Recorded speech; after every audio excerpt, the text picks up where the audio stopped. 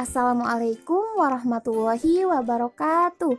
Kami dari kelompok 3 yang beranggotakan Teti Rosniati, Maratus Solihah, Evit Nursapitri, dan Yayah Maftuha Hidayat. Dalam video pembelajaran kali ini, kita akan membahas mengenai sistem gerak pada manusia. Topik bahasan utama kali ini mengenai tulang. Untuk lebih jelasnya, mari kita sama-sama simak videonya. Klasifikasi tulang berdasarkan jenis penyusunnya. Yang pertama yaitu tulang rawan atau tulang kartilago. Tulang rawan atau tulang kartilago ini tersusun dari bakal atau pembentuk sel-sel tulang rawan atau kondroblas. Nah, pada jenis tulang ini terdiri dari kondrosit, serabut kolagen, dan matriks. Tulang rawan terdapat pada anak-anak maupun tubuh manusia dewasa. Contohnya yang paling mudah yaitu tulang pada hidung.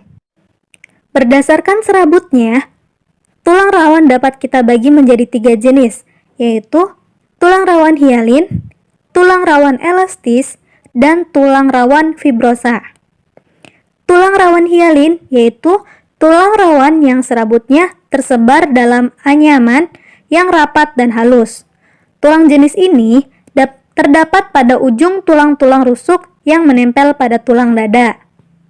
Yang kedua yaitu tulang rawan elastis. Tulang rawan elastis ini tersusun atas sel dan matriksnya mirip dengan tulang rawan hialin. Hanya saja pada tulang rawan elastis ini serabutnya tidak sehalus dan serapat tulang hialin.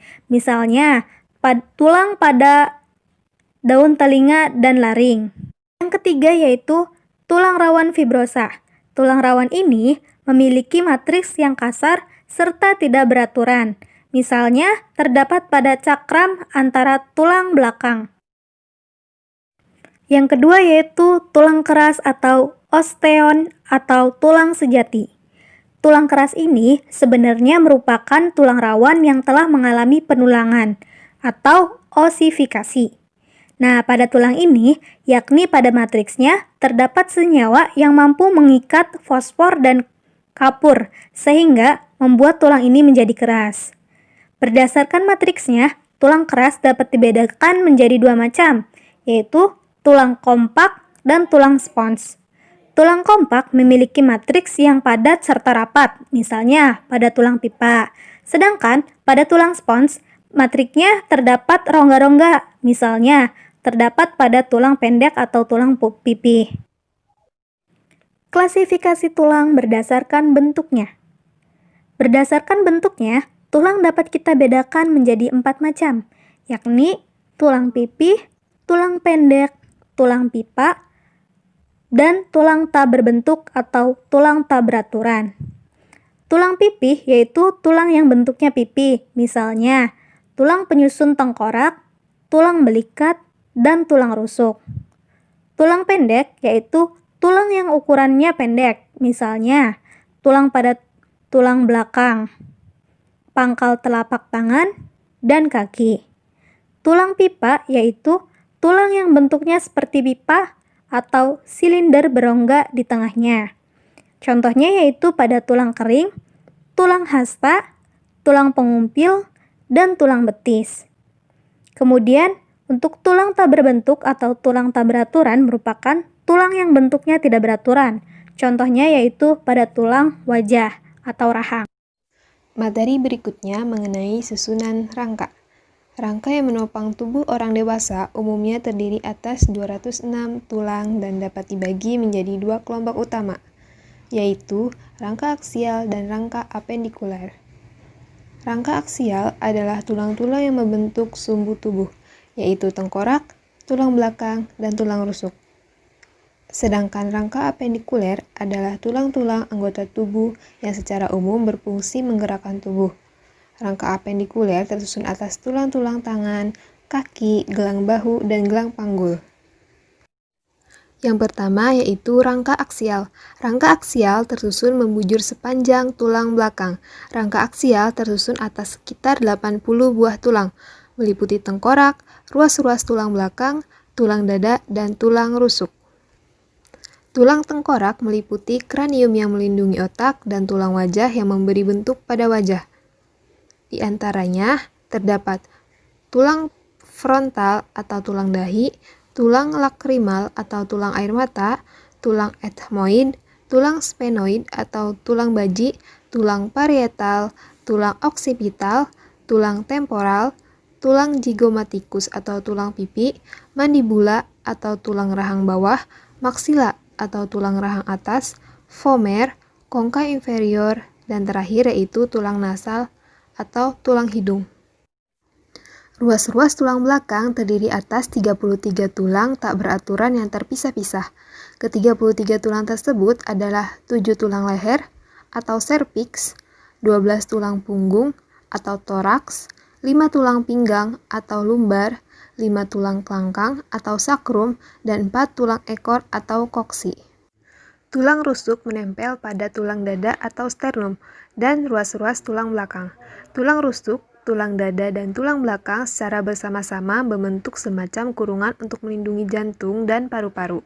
Sebagian besar orang memiliki 12 pasang tulang rusuk yang terdiri atas 7 pasang rusuk sejati, 3 pasang rusuk palsu, dan 2 pasang rusuk melayang. Sementara itu, tulang dada tersusun atas hulu tulang, badan tulang, dan tajuk pedang. Yang kedua yaitu rangka apendikuler. Rangka apendikuler tersusun atas 126 buah tulang, yang meliputi tulang anggota gerak atau tungkai, gelang bahu, dan gelang panggul. Tungkai terdiri atas tungkai atas atau lengan dan tungkai bawah atau kaki. Tulang lengan dibagi menjadi tulang lengan atas atau humerus, tulang pengumpil atau radius, dan tulang hasta atau ulna. Radius dan ulna berhubungan dengan 8 ruas tulang pergelangan tangan atau karpus, 5 ruas tulang telapak tangan atau metakarpus, dan 14 ruas tulang jari atau falang. Bagian utama kaki terdiri atas 3 tulang, yaitu tulang paha atau femur, tulang kering atau tibia, dan tulang betis atau fibula. Femur berhubungan dengan tibia dan fibula melalui tempurung lutut yang disebut patella. Adapun tibia dan fibula berhubungan dengan 7 ruas tulang pergelangan tulang kaki atau tarsus, 5 ruas tulang telapak kaki atau metatarsus, dan 14 ruas tulang jari atau falang. Berikutnya terdapat tulang pergelangan kaki yang terbesar adalah tulang tumit, disebut juga calcaneus. Gelang bahu atau pektoral yang terletak di pangkal humerus terdiri atas 2 tulang selangka, disebut juga clavicula, dan 2 tulang belikat, disebut scapula. Sedangkan gelang panggul atau pelvis tersusun atas 5 tulang, yaitu ilium, pubis, ischium, sacrum, dan koksi yang menyatu sehingga tampak seperti satu tulang. Sendi merupakan perhubungan antar tulang sehingga tulang dapat digerakkan. Hubungan dua tulang disebut persendian atau artikulasi. Fungsi utama sendi adalah untuk memberikan fleksibilitas dan pergerakan pada tempatnya, juga sebagai poros anggota gerak. Persendian atau artikulasi dibedakan menjadi 3 macam, yaitu diartosis, ampiartosis, dan sinartosis. Diartosis merupakan persendian yang memungkinkan terjadinya gerakan yang amat leluasa. Persendian ini memiliki komponen pendukung seperti kapsul sendi dan cairan sinovial. Berdasarkan arah gerakannya, persendian diartosis dapat dikelompokkan menjadi sendi engsel, sendi pelana, sendi putar, sendi peluru, dan sendi luncur. Sendi engsel, gerakan ini berporos satu, misalnya hubungan tulang pada lutut, siku, dan tulang jari-jari. Sendi pelana, gerakannya berporos 2 dan dapat bergerak lebih bebas seperti gerakan orang naik kuda. Contohnya, sendi pada ibu jari, sendi antar metakarpal dan karpal. Pada sendi putar, hubungan ini memungkinkan adanya gerakan rotasi atau memutar berporos satu. Misalnya, sendi antara tulang tengkorak dengan tulang atlas, antara tulang lengan atas dengan tulang pengupil dan hasta, antara ruas-ruas pergelangan tangan serta ruas-ruas pergelangan kaki. Pada sendi peluru, hubungan ini memungkinkan terjadinya gerakan yang lebih bebas. Contohnya, sendi antara tulang lengan atas dengan tulang belikat, tulang paha dengan tulang pinggul.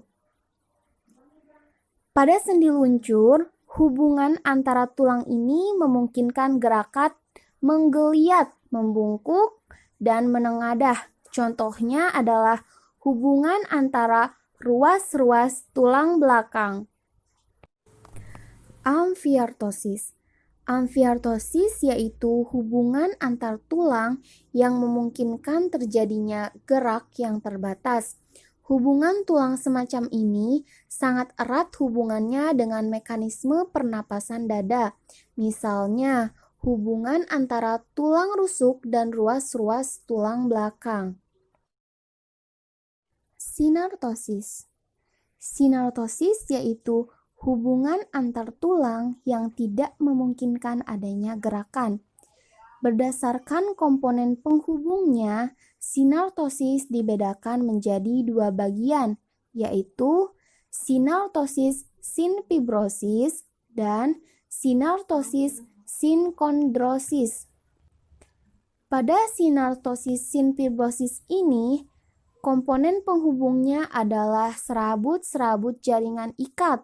Contohnya adalah hubungan antara tulang tengkorak.